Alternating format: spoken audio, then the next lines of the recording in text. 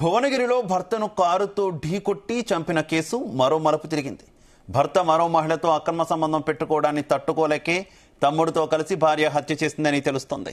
మృతుడు తన భార్య, తమ్ముడి భార్యతో వివాహేతర సంబంధం పెట్టుకున్నాడని విచారణలో తేలింది. వరుసకు చెల్లులు వరుసైనటువంటి మహిళతో మృతుడు స్వామి కొంతకాలంగా వివాహేతర సంబంధం పెట్టుకున్నాడు. తన భార్యతో అక్రమ సంబంధం పెట్టుకున్న బావ విషయం తన అక్క స్వాతికి చెప్పాడు. ఆమె తమ్ముడు మహేష్ దీనిపై తీవ్రంగా చర్చించిన తర్వాత బావను చంపేయాలని ఇద్దరు డిసైడ్ అయ్యారు. దీంతో ఇద్దరు కలిసి బైక్ పై వెళుతున్న స్వామిని కారుతో ఢీకొట్టి హత్య చేశారని పోలీసుల విచారణలో తేలింది. ఇద్దరు ప్లాన్ చేసి చంపేశారని పోలీసుల దర్యాప్తులో తేల్చారు.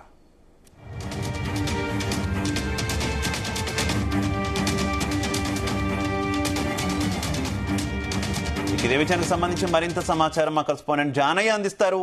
జానయ్య, శివ, యాదాద్రి భువనగిరి జిల్లాలో భర్తను హత్య చేయించిన ఘటన ఆలస్యంగా వెలుగులోకి వచ్చింది.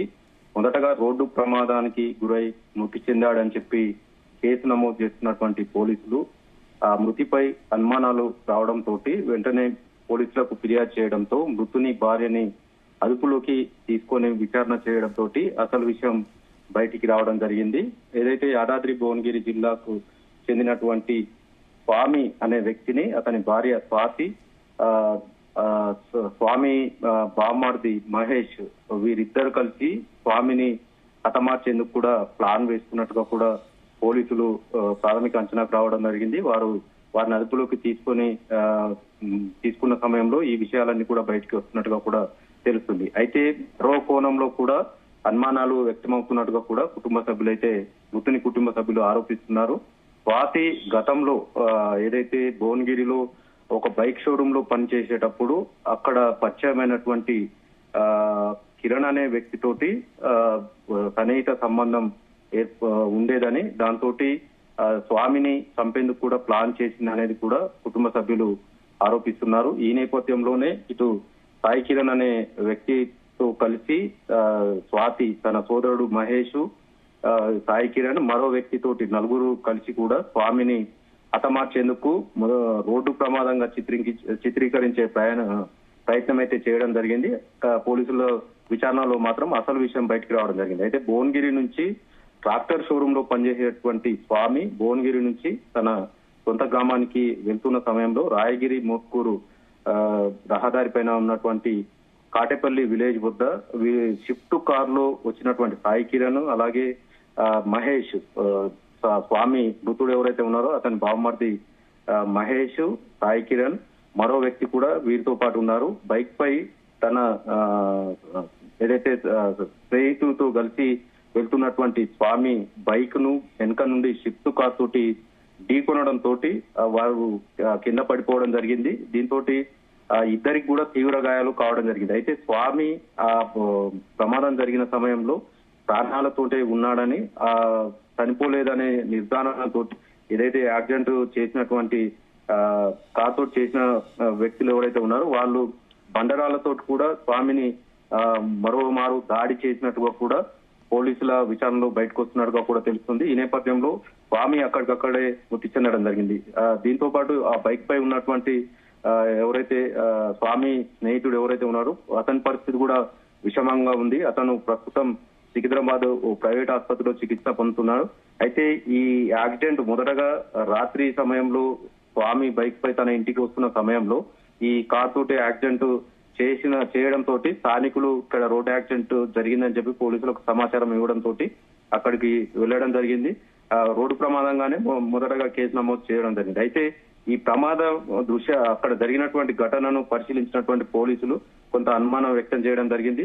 మొదటగా కారు బైక్ ను తో పాటు ఏదైతే ఈ బైక్ పై ఉన్నటువంటి ఇద్దరు వ్యక్తులతో పాటు బైక్ ను కూడా 50 మీటర్ల దూరం వరకు కూడా లాక్కెళ్లినట్టుగా కూడా చెప్తున్నారు. అక్కడ ఆనవాళ్లు కూడా ఆ విధంగానే కనబడుతున్నాయి. మరోవైపు అక్కడే ఉన్నటువంటి ఫెన్సింగ్ సంబంధించినటువంటి రాతి బండలు కూడా ఇరిగిపోయి ఉండడంతో ఇది కొంత అనుమానానికి తావివ్వడం జరిగింది.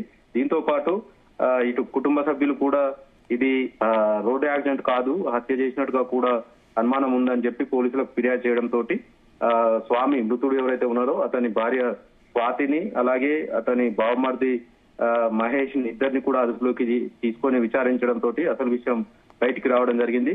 అయితే స్వాతి, సాయి కిరణ్ వీళ్ళు సన్నిహితంగా ఉంటున్నారనే కోణంలో ఒకవైపు అనుమానాలు వ్యక్తం అవుతుంటే, మృతుడు ఎవరైతే ఉన్నారో అతను ఏదైతే స్వాతి తమ్ముడు మహేష్ ఎవరైతే ఉన్నారో అతని భార్యతోటి సన్నిహితంగా ఉంటున్నాననేది కూడా కొంత అనుమానం వ్యక్తం చేస్తున్న నేపథ్యంలో అన్ని విధాలుగా కూడా కేసును దర్యాప్తు చేస్తున్నట్టుగా కూడా పోలీసులు చెప్తున్నారు. మొత్తానికైతే భర్తను హత్య చేసేందుకు భార్యతో పాటు అతని బావమరిది కూడా ఈ హత్య చేసే దాంట్లో భాగస్వాములు కావడం, ఇద్దరు కలిసి కూడా ప్లాన్ చేయడం, ఇద్దరు వ్యక్తులతోటి కలిసి అతన్ని రోడ్డు యాక్సిడెంట్ చేసి హత్య చేసినట్టుగా కూడా తేలడంతో వారందరినీ కూడా పోలీసులు ప్రస్తుతం అదుపులోకి తీసుకొని విచారణ చేసినట్టుగా కూడా తెలుస్తుంది. మొత్తానికైతే అక్రమ సంబంధాలకు సంబంధించి ఈ హత్య జరిగినట్టుగా కూడా పోలీసులు అయితే ఒక నిర్ధారణకు రావడం, ఆ కోణంలోనే కేసు నమోదు చేసుకొని దర్యాప్తు చేస్తున్నారు. మొత్తానికైతే భర్తను మాత్రం అక్రమ సంబంధం నేపథ్యంలోనే హత్య చేసినట్టుగా కూడా పోలీసులు అయితే చెప్తున్న సిచ్యువేషన్ అయితే ఉంది. శివ, అయితే ఈ వ్యవహారంలో పోలీసులు చెప్తున్నటువంటి కోణానికి సంబంధించి కుటుంబ సభ్యులు ఎవరైనా రెస్పాండ్ అయ్యారా? ఇతర కుటుంబ సభ్యులు ఎవరైనా మాట్లాడిన పరిస్థితి ఉందా దీనికి సంబంధించి? శివ, ప్రస్తుతం అయితే ఈ ఘటనకు సంబంధించి వారు కూడా మొదటగా ఇది రోడ్డు యాక్సిడెంట్ గానే భావించడం జరిగింది. తర్వాత ఆ రోడ్డు యాక్సిడెంట్ జరిగిన ప్రాంతానికి వెళ్లి చూసిన సమయంలో కొంత అనుమానం కలగడంతో వెంటనే ఇది రోడ్డు ప్రమాదం కాదు, హత్య చేసినట్టుగా కూడా అనుమానం ఉందని చెప్పి కంప్లైంట్ ఇవ్వడం జరిగింది. ఆ సమయంలో ఆ రోడ్డు ప్రమాదం చేసిన సమయంలో అక్కడ ఉన్నటువంటి సెల్ ఫోన్ ఏదైతే లొకేషన్ సంబంధించి పోలీసులు ట్రేస్ అవుట్ చేయడం జరిగింది. ఆ కారుకు సంబంధించి యాక్సిడెంట్ జరిగిన సమయంలో అందులో సాయి కిరణ్ అనే వ్యక్తి, అలాగే ఈ మహేష్ అనే ఇద్దరు సంబంధించినటువంటి కాల్ డేటాకు సంబంధించినటువంటి సెల్ లొకేషన్ ఆ ప్లేస్ లోనే చూపించడంతో కొంత అనుమానంతో మొదటగా మహేష్ అనే వ్యక్తిని అదుపులోకి తీసుకోవడం జరిగింది. అతన్ని విచారించడంతో ఈ అసలు విషయం బయటికి రావడంతో అసలు ఈ హత్య ఎందుకు చేశారనే విషయంలో కూడా మొదటగా కుటుంబ సభ్యులైతే స్వాతి పైన అనుమానం లేదనే చెప్తున్నారు. తర్వాత ఈ హత్యకు ఆమెనే కారణం అనే విషయం తెలిసిన తర్వాతనైతే కొంత ఆశ్చర్యానికి గురవుతున్న సిచ్యువేషన్ ఉంది.